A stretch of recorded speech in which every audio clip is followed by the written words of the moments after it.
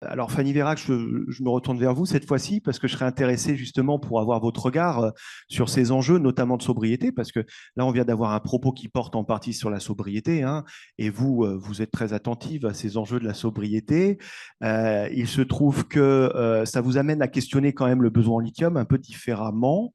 Euh, et vous posez la question, et ça va être l'intervention qui vient finalement, de savoir dans quelle mesure est-ce que nous sommes vraiment dépendants au lithium, dans quelle quantité, et en vous appuyant sur certains scénarios, notamment ceux de l'ADEME, et c'était intéressant d'en revenir aussi à la place de l'ADEME, justement, en termes de contribution, vous montrez qu'il y a peut-être des trajectoires possibles à interroger qui se dessinent, mais qui sont multiples. Donc c'est cette approche plurielle aussi qu'on avait envie d'entendre de votre part. Merci. Merci, merci beaucoup. Euh, alors oui, effectivement, parce que la question qui est sur toutes les lèvres, c'est quels sont les besoins en lithium? Est-ce qu'on a vraiment besoin de cette mine? Est-ce qu'on a vraiment besoin du lithium? Alors, deux choses. La première, c'est que contrairement à la plupart des métaux qui sont, on va dire, multi-usages, hein, si on parlait du cobalt, du nickel, du cuivre, etc., on aurait une multitude d'objets qui se servent de ces métaux.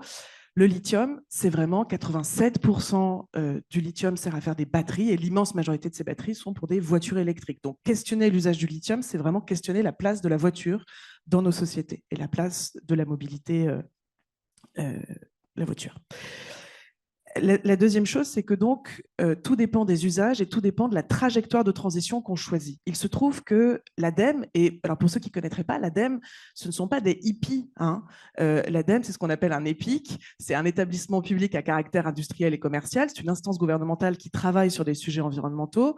L'ADEME a produit 4 scénarios de transition vers une société à neutralité carbone en 2050. Très rapidement, ces 4 scénarios, on va dire qu'ils se distinguent très principalement selon 3 grands critères. De la gauche vers la droite, on a d'une société euh, de plus de sobriété vers plus de technologie, d'une gouvernance locale vers une société mondialisée, et puis dans les scénarios génération frugale et coopération territoriale, l'idée que nous avons des impacts environnementaux maîtrisés au-delà du bilan carbone, donc en prenant en compte les 9 limites planétaires, et puis à droite, les scénarios technologie verte et Paris réparateur, des impacts environnementaux plus incertains, puisqu'on n'est pas sur l'évitation des impacts, mais on est sur la tentative de les réparer, ce qui ne nous a pas tellement réussi jusqu'à présent. Et on peut estimer que les projets actuels de mines de lithium, ils se situent quelque part entre le scénario 3 et le scénario 4, qui sont des scénarios possibles. Nous pouvons démocratiquement choisir ces scénarios, mais il faut bien avoir conscience de ce que nous choisissons si nous faisons cela. Euh, donc, pardon, si on peut voir la prochaine diapositive. Pardon, excusez-moi. Voilà. Ce qui est important de comprendre, c'est que donc aujourd'hui, on se focalise sur la question des besoins en lithium, mais ce sera pareil pour la plupart des métaux. Les besoins en lithium sont très différents selon le scénario choisi. Et je répète, ces 4 scénarios sont possibles. Donc sur le scénario 1, génération frugale, on serait à peu près à plus 300% de la demande actuelle en lithium, et sur le scénario 4, à plus 800%. Qu'est-ce que ça veut dire concrètement? Ça veut dire que si on choisit collectivement le scénario 3 ou 4, on ne peut pas, euh, on ne peut pas faire l'impasse sur tous les gisements. On a besoin d'extraire absolument tous les gisements qui existent si on choisit les scénarios 3 ou 4. En revanche, si on choisit le scénario 1 ou 2, on peut se permettre de ne pas exploiter tous les gisements. En fait, la question, elle est là. Vous allez bien sûr me poser la question, mais en termes de mobilité, à quoi est-ce que ça correspond? Je vous rassure, dans le scénario 1, les gens continuent à se déplacer. Dans le scénario 2 aussi. Et là, je crois qu'on est face à un raccourci normatif qui est très dangereux quand on dit on a besoin de mobilité, donc on a besoin de voitures électriques. Mais ça, c'est un choix, d'accord? Ça n'est pas nécessaire. Ce raccourci normatif, il me paraît d'autant plus dangereux. Je me permets de faire juste, je ne pensais pas en parler, mais quand tout à l'heure, Emmanuel H. nous dit l'installation en solaire ou l'installation en éolien, ça aurait permis d'éviter les émissions de l'Allemagne ou du Japon. Ça n'a rien permis d'éviter du tout. Ça s'est ajouté en réalité. D'accord? Et donc, voilà, je renvoie pour ceux qui ne le connaîtraient pas à l'ouvrage de Jean-Baptiste Fresseuse sur la fausse transition énergétique. On n'a jamais été sur une transition, on n'a jamais été sur une substitution, on est sur un ajout des énergies. Et il me semble qu'aujourd'hui, le risque, il est celui-là. Il est simplement que cette production s'ajoute à d'autres productions et ne nous permettent absolument pas de répondre à l'objectif d'une société bas carbone, tout en créant d'autres dommages environnementaux dont on n'est absolument pas sûr qu'on saura les réparer. Je veux bien la diapositive suivante. Donc, il me semble que la vraie question à se poser, c'est celui du modèle de la voiture individuelle qui a pris tellement de place dans nos sociétés. Je voudrais défendre l'idée devant vous que c'est une gabegie énergétique et minérale pour deux raisons. La première, c'est que donc aujourd'hui, l'occupation moyenne d'une voiture, c'est 1,58 personnes par véhicule en France.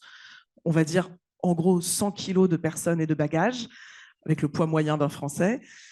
Donc déplacer 1 à 2 tonnes de matière pour transporter 100 kilos d'humains et de bagages, c'est un gaspillage énergétique dont je ne suis pas sûre que nous puissions nous permettre de le poursuivre.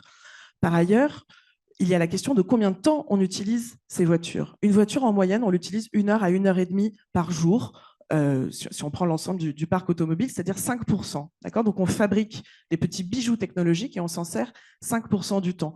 Je voudrais faire une comparaison. Imaginons que nous ayons dans nos villes des bâtiments, de nombreux bâtiments, qu'on utiliserait 1 seule heure par jour. Est-ce qu'on ne considérerait pas que c'est un gaspillage insoutenable ?